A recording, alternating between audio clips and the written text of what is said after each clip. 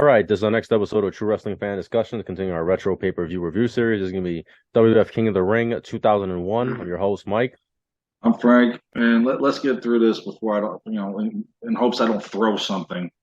Because I don't know about you, but after WrestleMania in 2001, I thought WWE was getting very dismal, very complacent, very like Vince's grandkids just thought up the storylines and ran with it. I just I didn't think the main event happened because you had nobody left. Because either you fired them, you sent them out on a leave of absence, or they were injured.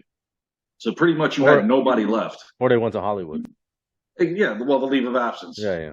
So thank God, and I'm only saying this briefly, thank God the invasion happened, and then when it happened, I couldn't wait for 2002. So here we go. June 24th, 2001, East Rutherford, New Jersey, 17,777 on hand. JR got it wrong during the pay-per-view. I'm sorry, JR. The buy rate on this was huge. It was 445,000, but there's no WCW, so what are you going to watch? Yeah, JR and still Paul Heyman doing the commentary. Jerry Lawler. See you. Yeah. One of the problems, and we talked about this in the last King of the Ring review, was there's way too many backstage segments.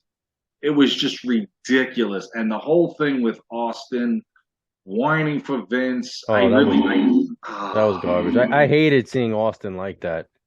Like he kept trying to hug Vince, and then he looked like a lost kid without him. He's like backstage, like asking the security guard, "Where is he? I'm waiting for Vince McMahon." I mean, it was funny when he gave him a dirty look when Austin gave him like this. He gave him like the death stare. Yeah. But other than that, Well, the kid was 85 pounds. Yeah, I hated that what they did to Austin when he turned heel and he was seriously, man. And you need Vince there to come from Greenwich to East Rutherford because of a rumor. Oh, if they win the title, they're going to take it to WCW. Okay, Austin, what do? You win the match. But let me ask him, where is WCW? You know, like they're gonna take it to WCW. Okay, we got two guys that show up tonight in this that are from WCW, and that's it. Where's WCW? But there is no WCW to go back to. Exactly, the invasion didn't start yet. No, but even if it did, it's the same show. Yeah, it's Monday Night Raw, right? Or SmackDown for that matter, right? I mean, well, speaking of Monday Night Raw, let's get it all started because before the matches, somebody came out that said that for the first time ever that a WCW wrestler would show up at Madison Square Garden for Monday Night Raw. DDP came out to start the night, and I did like this, although I call it an unofficial match for the pay-per-view because I really think this should have been a one-on-one match between these two that might have saved this card rather than just watching us. We watched a 15-minute beatdown for nothing because they didn't break this up. He comes out talking, this is, the whole storyline with Sarah's stalker and how he showed only the PG footage, but yet he still had the raw footage to himself in his own collection. He had bought a ticket that night and he had a sign, and I did like this at least. He said, please make me famous. Problem was they indulged on this too much that night. That was the problem. Well, not only that, this was DOA. This was Dead on Arrival. This whole DDP coming in as the stalker, and he's a heel, and he's stalking his wife. He was like a weirdo. It was garbage. He was sort of a heel at the end of WCW. He turned fan favorite, but not like this. But not like this. This was this was garbage. This was crap. They buried him. They buried him from day one. DDP had no chance of getting over like this. I did like the sign though. Make me famous. That was kind of cool. Yeah, but it didn't feel natural when he was cutting a promo on the Undertaker. It felt very forced. It felt unnatural. I'm like, he's stalking his wife. I'm like, this is stupid. This is dumb. This is 2001. Now Vince doesn't have to put out all the stops to get the fans because he's already bought both of his competitions. There's nobody around. TNA is 2 years from being anything. So and there's really nothing around. A few independent things, and that's about it. Ring of Honor comes to mind, and that's about it. So it's like he didn't put an effort towards this. And so we kick off the night with the King of the Ring semifinals. We do not have we don't have the tournament again. They brought the tournament back, and then they got rid of it. Well, you know what I'm trying to say, like the full tournament on the pay-per-view. Yeah, they gave us the semifinals and the finals. That was it. There were a lot of matches on this card that we could have did without to get the full tournament. So here's the rundown. This was the qualifying matches for the 2001 King of the Ring. Rhino defeated Taz, no shock there. Jeff Hardy defeated Matt Hardy. That was actually I do remember that match on Monday Night Raw when they did do that. That was a really good match between the two of them. Kurt Angle defeated Hardcore Holly. Edge defeated Test. Perry Saturn defeated Steve Blackman. Didn't even know Blackman was still there at that point. To be honest, 20 something years later. Christian defeated Kane. The Big Show defeated Raven, and Tajiri had defeated Crash. So our first round was Rhino defeats Tajiri, Kurt Angle beats Jeff Hardy, Edge beats Perry Saturn, and Christian beats the Big Show. Damn, Christian, what the hell are you on? You beat these two juggernauts. And then, of course, now we're down to the semifinals. So we've got Kurt Angle and Christian. Yeah, a side note is that I think it was actually supposed to be in that qualifying match. It was supposed to be Eddie Guerrero And he versus was Matt terminated. Hardy. Well, he didn't get terminated. He got sent home to go to rehab. He gets terminated later on in the year. He gets Yeah. fired. He gets in that drunk driving accident, and then they fire him. But at Yeah, this point, unfortunately. they had sent him to rehab. So he Yeah, missed the whole invasion. He missed the whole invasion. and everybody, including myself back then, thought he was just injured, and then he came back in 2002. Well, the storyline. Remember, they told us that he was injured on air. Yeah, They didn't tell us. Unless you were reading the dirt sheets, we didn't know what was going on. yeah, they kept it kind of hush hush at first. I knew later on. I knew when he got into that car accident. I read it online. And in this match, I mean, you really didn't know who the fan favorite was, who the heel was. They're booing Kurt Angle 1 minute, they're cheering him the next. Yeah, Same thing because he with was. Christian. Yeah. It's just it didn't make any sense. And what's funny is Shane McMahon comes down during the match. Now, of course, Paul Heyman puts it together later, going, "Oh, now I know why he came down. He wants Angle to fight 3 times because Angle has a match against Shane McMahon later on in the night." Yeah. So he had distracted Angle. Angle had went for the angle lock on Christian. Christian used the ref to crawl to the rope, which was a kind of a genius idea. He hits the Unprettier, and Shane pulls Christian off. Yeah. And Christian was on the apron. Angle puts the angle slam on him from over the rope, which is pretty impressive, and gets the pin on Christian. Yeah, That was Kurt Angle is now going on to the finals for the second straight year. He's the defending champion, defending king of the ring, or defending king of the ring. Which is the match where he almost kills himself? Was it this match or was it the Edge, where he does gets belly to belly or something?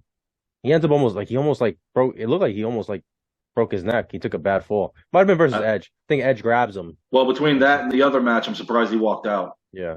That night because I think it was Edge. I think it was Edge. All right. It probably was. But Kurt Angle has moved on. Now I'd like to get to the next match, but I can't. Why? Because we've got a backstage segment, one of 1,000. Most of these didn't even need to be done, but we'll get through them real quick. Coach interviewed Steve Austin discussing the rumor about if Benoit and Jericho won the WWE title, they were going to take it to WCW. All right, well at the moment they're going to take it to Imagination Land. All right, yeah. Whatever. And I'll get to the main event in a minute and why I don't believe these guys should have been in the main event, but it was because they didn't have anybody else. It's because Triple H we went to that later. So Triple H got hurt. Oh, yeah. Man, 2001, boy. Following this segment, they did a video package about Sarah Stalker, Paige and Taker again. Here we go. This is where too many of these segments were happening during the night before they finally did something about it. Then finally, Heyman had interviewed DDP. They showed a video of now Paige being stalked, which we find out later that this is Sarah actually doing the footage. Stupid. They buried. It was funny later when she says, "Hey, ready to be made famous." I mean, that was funny, but DDP, he actually took a buyout. Him and Booker T took buyouts to show up. They could have sat home and gotten paid. They should have, like everybody else. They should have because it didn't advance either one of their careers at this point. Booker T doesn't start to do well until much later on. Yeah, exactly, because he lost his title at SummerSlam, and DDP is garbage throughout 2001, and then 2002 he gets hurt, and that's it. See ya. What did he do in 2001? Tag team titles with Canyon, and then Taker and Kane take it off of him. Yeah, later on, positive Page. It's garbage. So, all right, moving along. Yeah. So our next match was Edge versus Rhino. Um, this wasn't a bad The match. This Gore is versus Gore the versus Spear. Spear, yes, and it was funny because they actually collided when they They did both the went double, for their yeah, finishes, yeah, and you kind of get nervous because it looks like their heads collided. yeah. And he goes, and Rhino tried it for a second time. Edge got out of the way, hit the Impaler, and gets the pin. So now Edge is moving on We're to going the to finals. finals against Kurt Angle. Two guys that are kind of on again, off again, friends or whatever you want to call them. Frenemies. For exactly. So moving on from there now, Jim Ross had interviewed Spike Dudley. They were wondering on who his partner would be for the tag team title match later on against the Dudley Boys. He just said he had a big surprise. It was a big surprise, coming up. And then following that, Taz interviewed Chris Jericho about the rumor. Jericho blew it off. So our next match is for the WWE Tag Team titles. It's the Dudley Boys who just came off of winning the titles the previous Thursday on SmackDown, beating Benoit and Jericho thanks to Stone Cold Yeah. Steve Austin. So they would be facing Spike Dudley and Kane. I would have rather Kane in the main event, but hey, whatever. Let's put the Intercontinental Champion in a I didn't tag title really, match. I didn't really like when they at this point when they turned the Dudley's heels. I didn't care for it at that point. No, it was missing Yeah, and something because they, from the whole thing that they used to do with the yeah, and WhatsApp and all they did that. it in this match though, which didn't make any sense because they're still heels. Well, no, they did the move, but they didn't do the what's up. Oh, okay, okay. Heyman did it, Heyman acting did like a it. fool. He's Okay, like, "Oh, okay. what? Oh, they didn't do it." No, because they're Uh, heels, Heyman. They're not going to do it. uh, And then it didn't help them anymore that they went the invasion with ECW, WCW. yeah, and then when they turned on Spike or whatever. I didn't care for that. I mean, Yeah, this at this moment, Spike is outed by them, but in like a yeah, year or two, Spike is going to be leading them. Go figure. I don't know. Did you remember there was a botch in this match? I don't know if you caught it. Yes, there was. Kane had the 3 count. Yeah, and the ref stopped counting, and then they booed the Wasn't was fans. it? It was Teddy Long. I Yeah, think Teddy Long was the referee in yeah, that match. yeah. And yeah, he goes one, Spike, two, three. Devon didn't break it up. Devon was supposed to break the count. Yeah, yeah. Kane had the 3 count on Bubba. The ref stopped counting. All of a sudden, the fans are like, "Wait a minute, what the hell? Yeah. They should be the tag champions." Amateur hour. This wouldn't be the first time tonight. No, There was there was a another few. botch later on. Yeah. But it was cool. I mean, the match was average. I'll give it that. Spike hit the Dudley dog on Bubba, but Bubba kicked out of the pin. Spike then tried the Dudley dog on Devon. It was reversed into the 3D, which was kind of cool. They get the pin. Afterwards, Devon got a table, but Kane decided not only to powerbomb Devon, but he chokeslammed Bubba through the table. So they got their just desserts for that night. So, but the Dudley Boys remained the tag team champions until the invasion, and then every week somebody else was Right. becoming Somebody else was the new. champion. Yeah. I lost count by August, bro, when I was watching this. If I missed a SmackDown, then I probably Yeah. It missed was three just title matches changing hands. the invasion is it's It was such a so blur. bad, It was so so bad. bad and it's such a blur to me. Like I only remember certain things in the invasion. Like I don't remember like every single. And eventually we'll cover this. My Yeah. greatest memory from it was when Vince asked for the old Steve Austin. That was the only He good comes part of the whole he invasion. comes Yeah. in, whoops everybody's Cleans ass, stuns house. everybody in the ring. Turns babyface. Yeah, for 2 2 seconds. seconds. Yeah. And then he's like, Oh my and then god. they're like, oh well, turning him heel worked out so great the first time. Let's turn him back heel again. Yeah, and let's change his theme 5 times that year and hope we get it right. Yeah. Oh, and then in 2002, let's forget everything. None of this Right. happened. Yeah. None of this happened. Yeah. Yeah, he's back to the old glass breaking theme. Everybody's kind of Like, cheering him like, well, yeah, last year didn't happen. yeah, the two Which man was power most trip never. The 2 man power trip. It was like erased.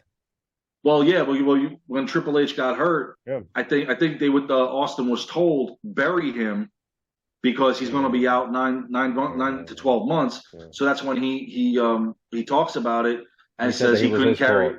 it. He Yeah, couldn't carry. Yeah. And I because they wonder, lost the like, tag titles. and before we get to the main event, I mean, we're kind of talking about it, so we might as well just touch on it now. I wonder what the plan was. I wonder if they were going to try to get the tag titles back, or were they going to go just 1-on-1 that night if Triple H was still around, if he hadn't gotten hurt?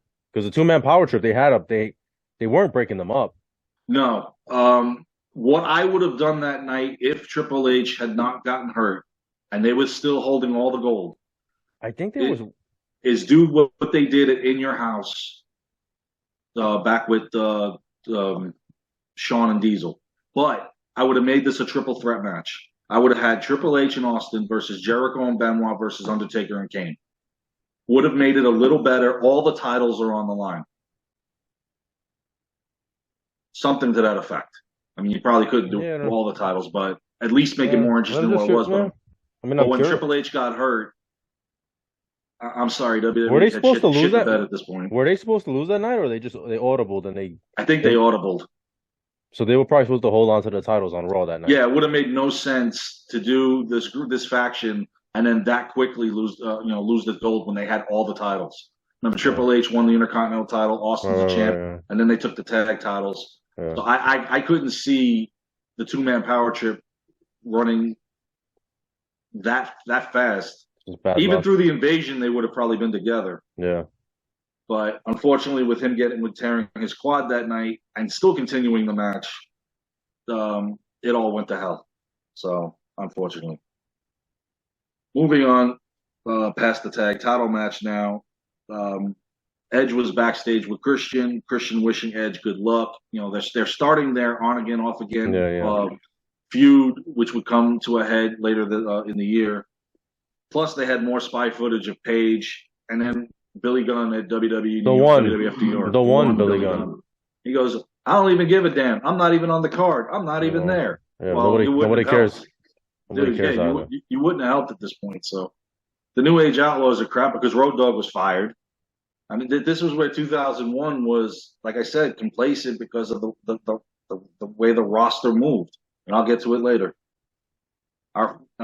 Now, what's weird about this pay-per-view, this is the first time that the King of the Ring Finals was actually literally a mid-card match. Yeah, it was a mid-card match. It was in the middle of the pay-per-view. I think because Angle had another match later on is why they did it. But if they would have kept Angle out of the match, I'm sure this would have gone on later in the night. Yeah. So we have Edge and Kurt Angle, which wasn't a bad match. I'm not going to take anything away from these guys. They left it all out there. It was a really good match. Before the match, it was funny. Angle grabs the microphone, asking Edge to forfeit because he's like, "I'll give you a beating anyway." And of course, Edge attacks Angle because Angle's still, he's campaigning to him. He's, "Look, I got another match later against Shane.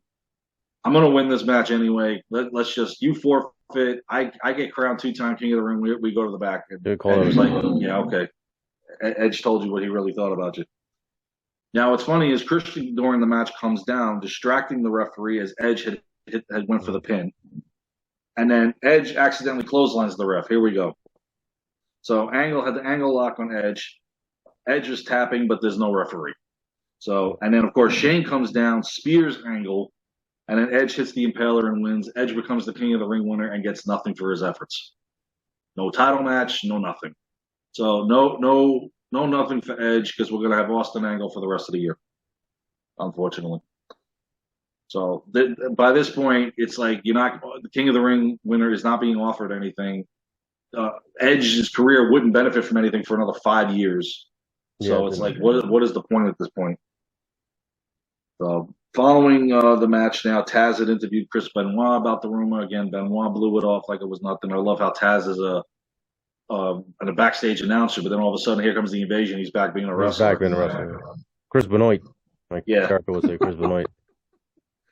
And then following that, Coach interviewed Edge, and of course Christian interrupted. He goes, I came out there to support you. He goes, yeah, why else wouldn't you have been out there? And then, Angle looking for Shane McMahon in the back. Again, too many segments. This is almost a 3-hour event, and these matches, let's just put it like this. The last 2 matches took up 33% of the night, an hour of the night, and the rest of these matches were semi-short. So all these backstage segments were taking up the night. You can actually put another match or 2 on this card. That are actually a lot better than what we got. So why do I say that? Well, our next match is for the light heavyweight title. It's Jeff Hardy versus X-Pac. Now all of a sudden, X-Pac is running his own group, X Factor, with 2 guys that Vince wouldn't pee on if they were on fire. Well, they just threw this match together. They literally did. They just threw this guy, and this guy X-Pac's not in the tournament anymore. He was always in the tournament. This year he's not in the tournament. Nope, because he's a leader of a group, and a leader needs a title. Yeah. Well, the leader's not getting a title tonight. I'll tell you that much. Because, and this was, a pretty short match itself. Hmm. Jeff threw X-Pac in the corner.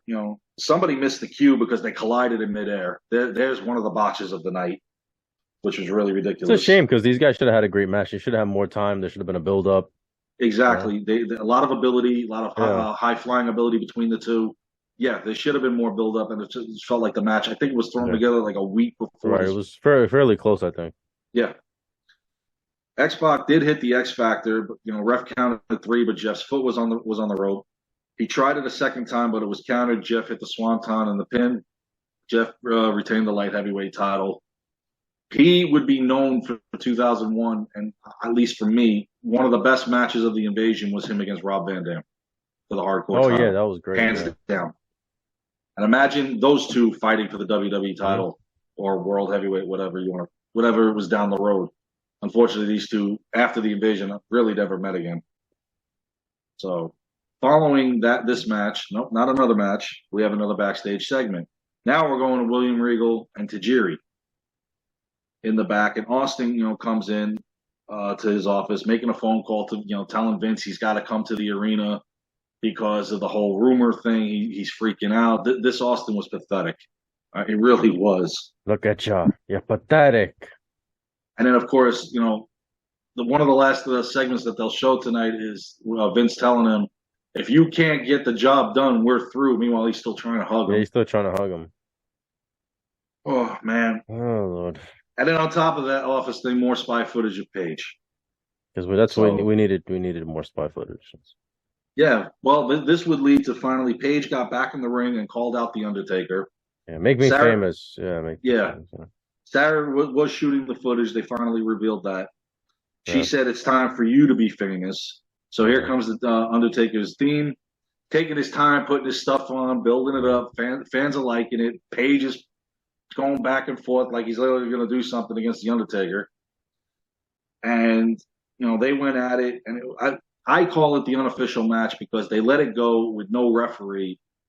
I think they honestly just should have gotten a referee and had this match. They really should have. But maybe because Paige wasn't storyline a official wrestler. I guess, and it's just why do it then? Exactly. Undertaker whipped his ass, and that was it. He was like, Whooped him from stupid. pillar to post. Stupid. What did you? What does that do for Paige? Nothing. It just makes him look like shit. It makes WCW look like shit. It doesn't. There's no point in this.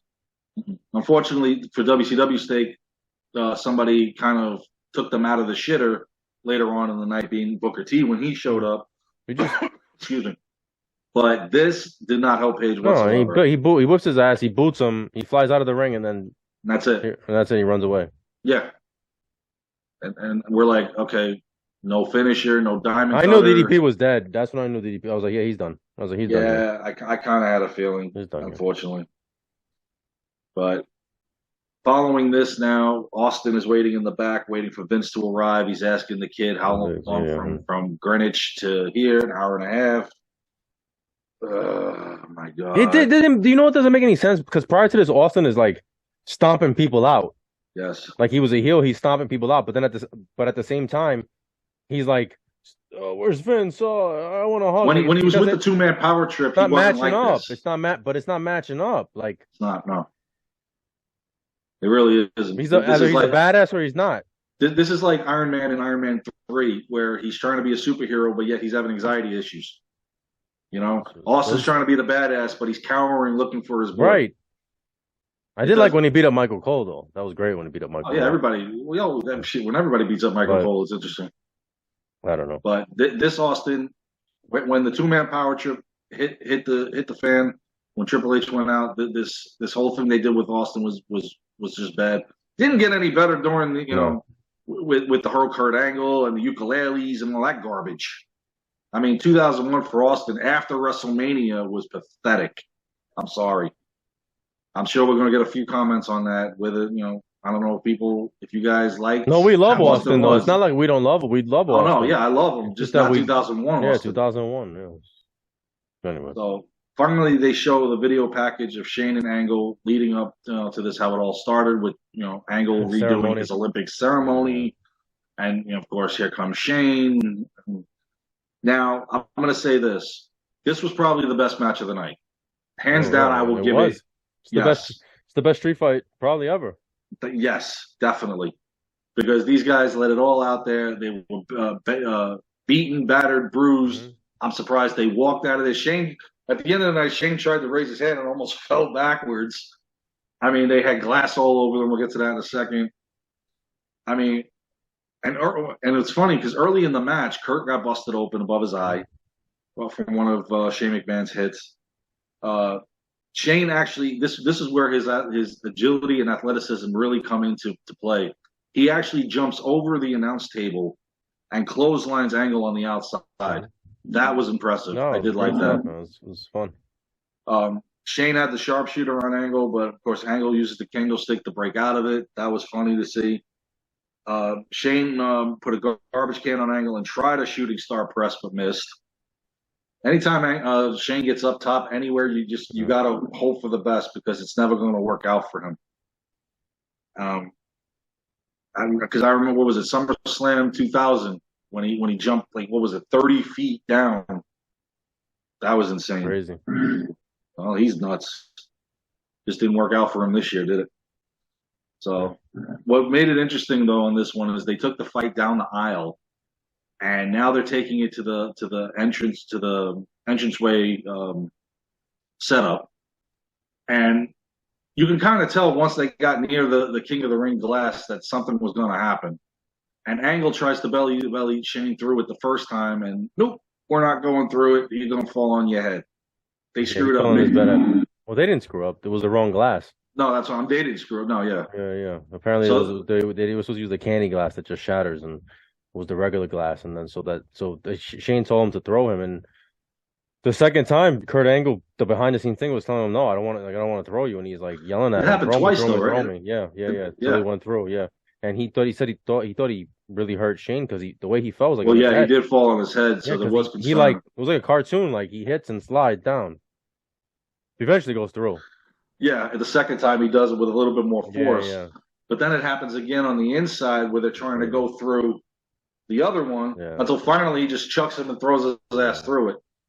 And you see him come through like a car wreck. And it was just the fans are going nuts. And this was a 26-minute match. This is what I talked about. The last two matches were 33% of the night. So you can, all these other segments that they did. Angle's trying to pin him there. He can't do it. Referee's telling him, no, you got to get him in the ring. So, of course, Heyman uses, he goes, no, Angle's not using one of the three eyes. He's got a fourth eye. Ingenious. Gets one of those rolling cases, puts Shane on it, rolls him to the ring to try to get the pin, but he can't get the pin. And then the fans were really getting behind Shane at this point. Mm-hmm. And so Shane with this is where I love the finisher. He gets a piece of board, puts it on top of the ropes, does the angle slam from the top of the board, and gets the pin.